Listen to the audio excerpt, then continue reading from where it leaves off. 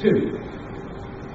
Without asking for a long answer, is there, what was the thought behind the original proclamation that fluoridation should be done and should be out of water? It was basically the dentist who, the official story is that these dentists, like Mackay, who had finally identified fluoride as the cause of dental fluorosis, prior to that identification, had noted that there was less tooth decay in the communities in which the kids had dental fluorosis. And they put two and two together and said, hey, fluoride causes dental fluorosis, but those teeth may be more resistant to tooth decay. Unfortunately, what they didn't ignore was all the other factors which might run parallel with the fluoride level. But that was the genesis of it.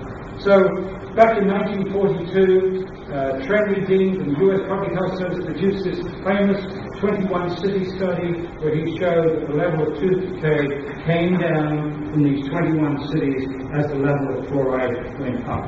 And he found that it kind of plateaued out about 1 part per million. And he also knew that as you increased the fluoride levels above 1 part per million, then the dental fluorosis rates increased dramatically. And so that was the notion that 1 part per million was, quote, the optimal level for reducing tooth decay and not causing too much dental fluorosis. That was the origin. But we had, in amongst all that, the advice from Alcoa to Gerald Cox, who's a researcher at the Mellon Institute in Pittsburgh.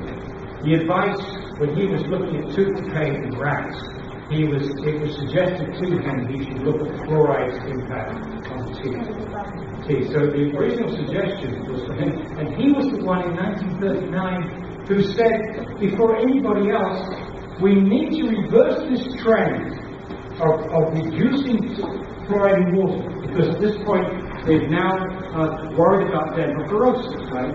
He says we have to reduce this notion of reducing tooth decay. We need to add fluoride to the water to protect against tooth decay. So it was an industrial chemist who first published the notion of adding fluoride to the water. But Bryson goes into all that. Yeah. I wonder what got you so passionate about it. Like, how did you come across it? My wife, one afternoon she came to me to put a cup of tea on my desk and said, dear, I should have been suspicious, she doesn't normally bring me a cup of tea in the afternoon. She says, would you read these papers? And I said, what are they? And she said, fluoridation. I said, take those away, these people are crazy. Now at that time I'm teaching chemistry full time, and I'm fighting, this is 14 years ago, and I'm fighting incinerators. I moved to Toronto hunting time because of that woman there. Always, on the phone, come to talk, speaking incinerators, fighting incinerators. Okay. So I had this issue which is represented to 53 different countries. Right? And I'm trying to teach chemistry full time at St. Lawrence. And my wife wants me to take on the third issue, which I do not want. And I certainly don't want this one, because they already think I'm a little bit close to the edge with dioxin, okay, and incineration. It shouldn't be, it's bad for animals, it's okay for human beings, right? So, she says, please. I said, what? Well, she says, the village is considering whether they're going to continue this. And she says, I didn't even know they were fluoridating our water. And I asked a few people, and I've got all these papers. So I started to read these papers with one idea in mind. Find out where these people were absolutely off the wall and had no idea. And I assumed that they were these poor innocent anti-fluoridationists, knew nothing about chemistry. And they were confusing fluorine, which is the most aggressive element in the periodic table. I mean, if you put fluorine in the drinking water, your legs would fall off, right? Confusing fluorine with fluoride. That's like confusing chlorine gas with salt, sodium chloride. That's what I'm doing. Now I'm reading this. Oh my God. They have made this confusion. I found out that fluoride interferes with hydrogen bonding. You say that to a biochemist. Fluoride interferes with hydrogen bonding. Well, all the major molecules in biochemistry function their structure is based upon hydrogen bonding. DNA, proteins, the folding of proteins, all based upon hydrogen bonding. And they open, enzyme function, they open based upon hydrogen bonding. Incredible. What? And then I see the level in mother's milk, 0.01 parts per million. And we're adding it to the water bottle. Okay, so I read a few more stuff. And I remember walking to the village for that night. I said to Helen, my wife, I said, oh, this one's going to be easy.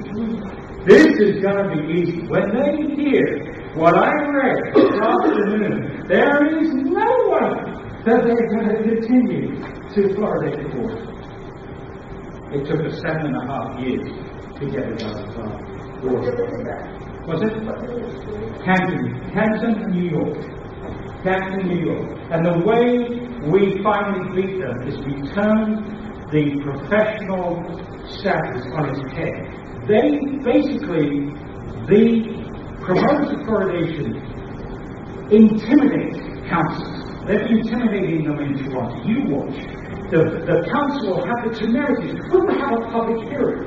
And then at this public hearing, there will be all these dentists and pediatricians and the president of this and the chief of this and this. They'll be all standing up and saying, this is the best thing we've ever done. How dare you think of removing the fluoride? This is going to punish the poor kids who don't need any more punishment. You must continue this. And we're your dentists. We're your doctors. You trust us. We're professionals. How can you do this? And you, after all, are just a bicycle repairman, right? Or something like that. And that's how they do it. They do it in city after city after city. So they pull rank on the citizens, on the councils. The councils, they got a whole bunch of stuff from citizens. They got a whole bunch of stuff. I can't tell who's telling you the truth. It's easier for them to side with the professional, the Health Canada, with the professional bodies and these white-coated gentlemen and ladies. It's easier for them to side with them than to side with this rabble-rousing Karen Buck. That's the way they. So, what did we do? We circulated a petition on our university campus. In fact, we were clever. We circulated 2 petitions. We, the undersigned faculty of St. Lawrence University and administrative staff, call upon our trustees. We'd like to tell us something worse than that.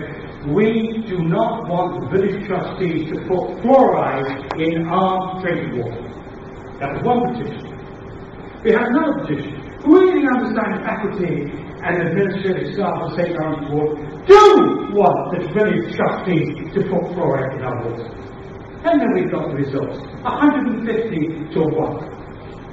So now the village board has got a few dentists over here who's saying, keep it going.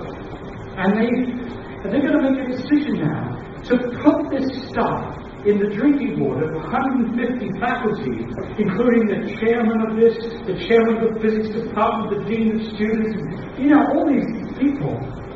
And so, in this case, we were more intimidating for them than the dentists. We represent 2,000 people out of a village of 7,000. And so, it comes down to what I said, the psychology of this is that most people won't make their own judgment, they won't make up their own mind, they don't feel confident enough to weigh these issues. That's why the first third of my talk is probably more important than the other 2/3, because it was all common sense. You can't control the dose, you can't control who gets it. No one's monitoring, blah, blah, blah. You're forcing it against people's, denying informed consent. So that people can make their minds up. Yes? They got to tobacco. Tobacco? Eventually, tobacco got sued. Yes. In this Yes, absolutely. And all the things, when this started in 1945, what did they have? They had PCBs in our transformers. Lead. They had lead in gasoline. They had asbestos lining on pipes. They had DDT sprayed kids at picnics with DDT because it was so safe. And all these things have gone by the wayside. except the one that clings on is fluoridation. It clings on because it has this air of respectability. Because, you know, if only the people doing this to us was a nasty, nasty industry like Dow Chemical or Monsanto, we have everybody against it. But because this is your lovely, lovely government, your Health Canada, your lovely dental association, nice people, awfully nice people, they wouldn't hurt us, would they? They're nice men, they wouldn't hurt us. I mean, that's what you're up against. And basically, people don't believe that their government would do this to them. The trouble is, the government and these agencies might not do this to us if they actually read the literature. But they protect themselves. I would almost guarantee that there was not one single person in this room that is for fluoridation that came tonight. Because they do not want to produce what psychologists call discordance. You don't want information which fundamentally disagrees with the comfortable life of your strong enough beliefs. You don't want to have two things in your brain. What you believe from medical school, from dental school, from your colleagues, from your peers, this is what you believe, and you don't want a set of facts which comes in and threatens that belief. They don't feel comfortable, it just threatens their confidence. That's why we never talk to the other side. And that's why after 14 years, I am so pleased I've written this book. I said to my wife, it's like being constipated for 14 years. And now I have a crack. Don't say that. Don't say that. You'll take your own crack. No, but I tell you, I could never get it out. Even with a talk like this. Well, except you've been wonderful. I mean, you've listened to all my stuff for an hour and a half. But, you kind of soundbite on a radio program or a TV program, a letter to the editor, and it's backwards and forth. They're always going to win in soundbites. They're always going to win in soundbites. How many articles and editorials have I seen in newspapers which goes like this? The Center of Disease Control says that fluoridation is one of the top 10 public health interventions of the 20th century. And meanwhile, the president of the Ontario Dental Association and the president of this and the president of that say it's wonderful. However, there are a few people, Mrs. Bloggs, who's a housewife from Clacton, and Joe the plumber from so-and-so, they think it's bad. There's no way we can win that battle of soundbites because they have captured the quote authority, and we are the rabble. Yeah, time out, finish. Bye-bye, go to sleep.